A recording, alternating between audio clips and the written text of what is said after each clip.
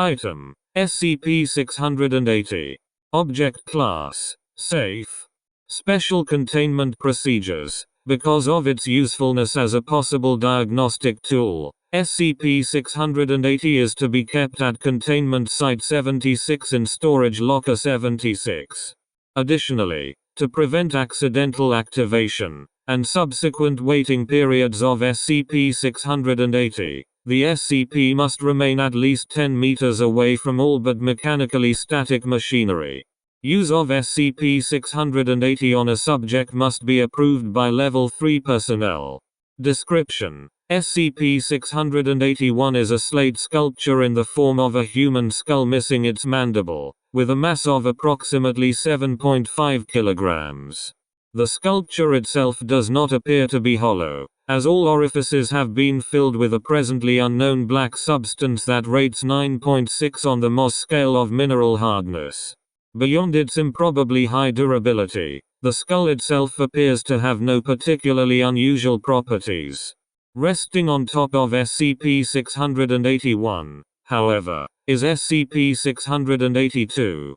This SCP-682 appears to be a set of mineral appraisal tools connected to a large 6 cm eyepiece, which is in turn connected to a bronze head strap.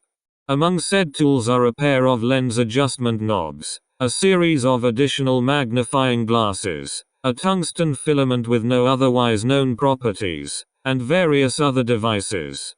Craftsmanship appears to be of a late 19th century Germanic design, though since SCP-680 was discovered in Brazil, no specific design or influences are easily named. SCP-682 has no particular effect when removed from the SCP-681 and tested with D-Class, or other, personnel, though said test subjects describe a feeling of motion sickness and general irritability afterward. Whenever a mechanical item of sufficient complexity is placed approximately 0.5 meters in front of an assembled SCP-680, however, several of the tools on SCP-682 begin to move of their own accord and set themselves to a unique setting seemingly tuned to the object in question. Furthermore, the filament will become increasingly warm, eventually growing visibly hot. The rest of SCP-681 and -2 will become otherwise temporarily inert. After a period of approximately 3 minutes, a series of clicks will emit from various parts of SCP-680. 4 sources of clicking have been discerned. From both eyepiece adjusters. From the additional magnifiers. And from within SCP-681's right, unblocked, eye socket. This will continue until the filament reaches a maximum temperature of, after which all action ceases and the skull powers down for a period of approximately 3 hours. Studies performed on SCP-680 have revealed that the clicks emitted by the SCP are actually messages communicated in Morse code describing the studied item's properties, including make, purported original assembler or team, function, and other items.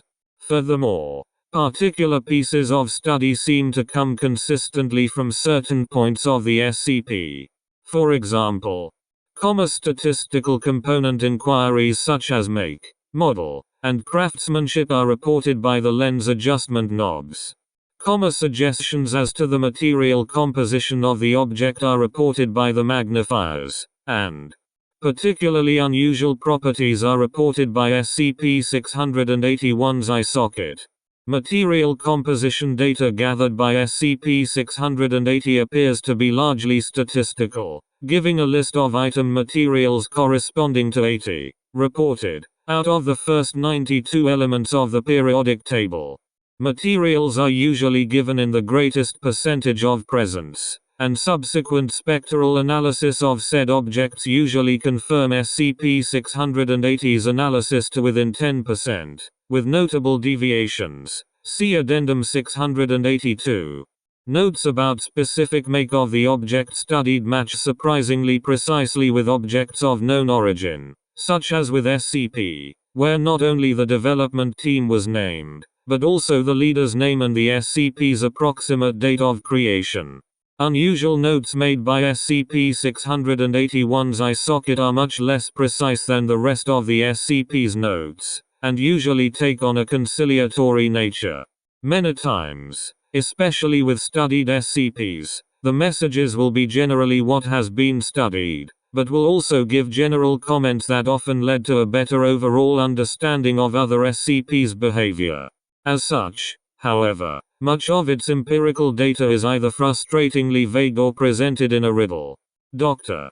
Mentha has shaped a theory that this SCP's general notes do not actually come from the SCP studying the material at hand, but instead performs a quick survey of previously conducted research and paraphrases it.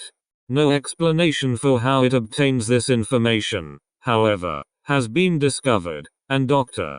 Mentha is reminded that he must be more explicit in said theories so that they can at least be verifiable.